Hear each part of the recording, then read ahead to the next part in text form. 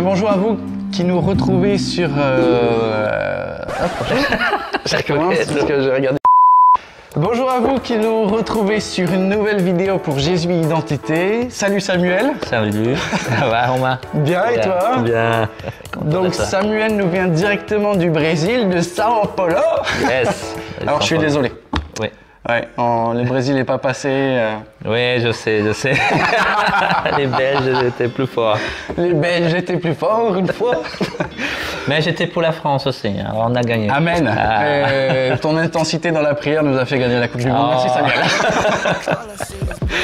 Alors Samuel, tu es missionnaire en France depuis plusieurs années maintenant. Exactement, ouais. 19 ans maintenant. 19 ans. 19 ans. Et ton papa et ta maman étaient aussi missionnaires. Exactement. Mes parents ils étaient missionnaires au Paraguay. Oui. Depuis déjà quelques années. Je suis parti en mission avec eux. Alors, fils de missionnaire, c'est particulier parce que tu n'as pas vraiment le choix. Hein. Tu vas où tu vas. Et j'ai appris plein de choses. J'ai vu vraiment la main de Dieu agir. Et ils ont communiqué une flamme aussi pour la mission. Et c'est formidable. Ouais. Mais enfant de missionnaire ne veut pas dire enfant né de nouveau. Exactement. Parce que moi, j'ai grandi à côté de mes parents en mission et je vivais un peu la foi de mes parents. Et j'étais confronté à des choses. Hein, et à un moment donné, dans mon adolescence, j'ai vu des injustices, parfois dans l'église, des personnes murmuraient contre parfois mes parents. Et c'est quelque chose qui m'a blessé. Il m'a créé comme une petite révolte dans mon cœur. Et au moment donné, je voulais, juste mon projet, c'était de partir, une fois avoir 18 ans, partir au Brésil et faire ma vie. Mais heureusement que le Seigneur m'a cherché et il m'a parlé très brièvement sur un petit verset qui disait « Toi, suis-moi ».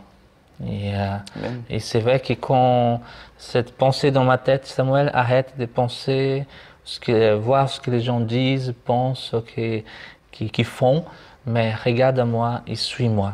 Et c'est suite à cet appel que moi je me suis engagé dans l'eau de baptême à 18 ans. Alors je me souviens très bien, c'était un fleuve et il y avait des piranhas et tout. Il te savait, tu sais pas. Au moins ça testait la conviction si tu voulais vraiment être baptisé ou pas. Et c'était drôle, c'est que le pasteur, il s'appelait Miguel, il était petit et quand il m'a plongé dans l'eau, il a eu du mal à me sortir, c'est quand même un gars 1m91, hein, et il me sortir, et en fait j'ai tombé 2 fois dans l'eau. Hein. Et les copains, ils n'ont pas loupé l'occasion de dire que j'avais... La double bénédiction. Non, mais les copains, ils disaient, Samuel, tu avais tellement de péché qu'il a dû plonger 2 fois, tu vois. C'est excellent. Mais dans ce jour du baptême, j'ai fait une prière au Seigneur, et j'ai dit, Seigneur, je pourrais être fils de pasteur, fils de missionnaire, mais je ne suis pas parfait. Et je dis, Seigneur, je veux te suivre, mais change ma vie, change tout, je ne veux plus être le même, je veux te servir. Et c'était une prière de mon cœur, et c'est vrai que c'est quelque chose qui, un peu de temps après, le Seigneur m'a transformé ma vie. Ouais. Amen. Alors, pour ceux qui nous regardent, cette émission, elle a vraiment vocation à donner des encouragements sur comment annoncer l'Évangile. Aujourd'hui, il y a des challenges, on ne sait plus trop comment faire pour annoncer l'Évangile, que ce soit aux musulmans, que ce soit à des types de populations particuliers qui sont forts, qui sont des fois les athées. Aujourd'hui, ils ont des arguments, ceux qui sont dans la philosophie, ils ont des arguments très forts, et les scientifiques, ils ont des arguments très forts. Et malgré tout, le Seigneur nous dit d'aller, et qu'il nous envoie comme des moutons au milieu des loups. Et toi, pour devenir missionnaire, c'est pas un titre, c'est avant tout un engagement. Donc tu es parti de ta patrie et aujourd'hui tu es en France. Et ce qui serait encourageant, c'est que tu décrives un petit peu ce cheminement que Dieu a fait naître en toi pour que le jour où tu as vraiment senti que Dieu te disait il y a quelque chose qui se prépare, ce serait bien que tu commences à travailler pour y arriver, jusqu'à la concrétisation. Parce qu'il me semble que quand tu étais au Brésil, Tu as entendu parler d'une mission pour envoyer 100 missionnaires dans les pays les moins atteints de l'Évangile. Exactement. Et en fait, pour moi, j'avais fait cette prière, Seigneur, change ma vie complètement, transforme.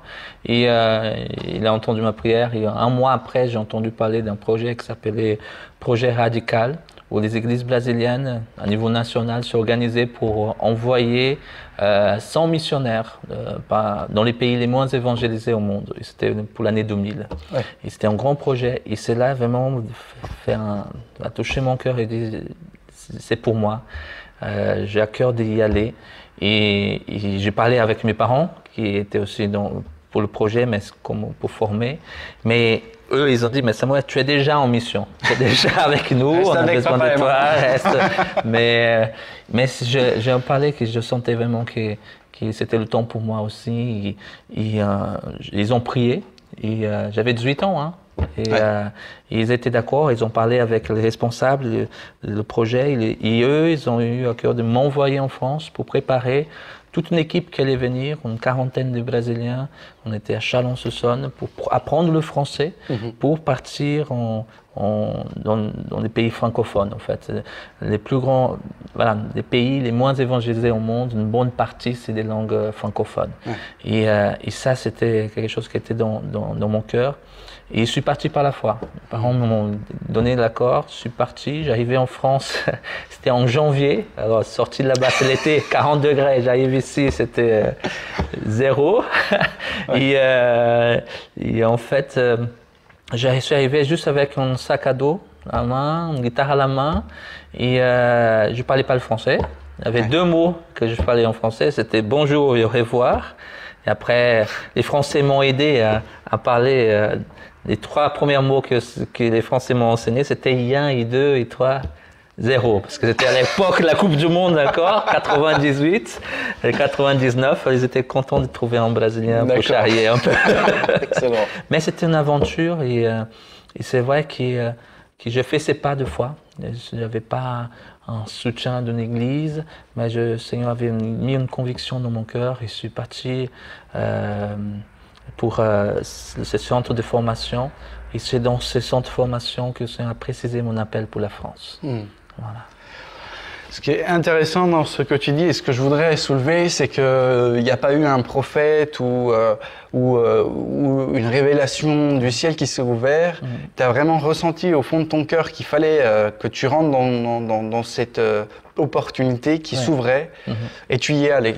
Exact. Et il y a des gens qui nous regardent, qui se posent des questions, qui se demandent souvent comment faire ou comment annoncer l'évangile.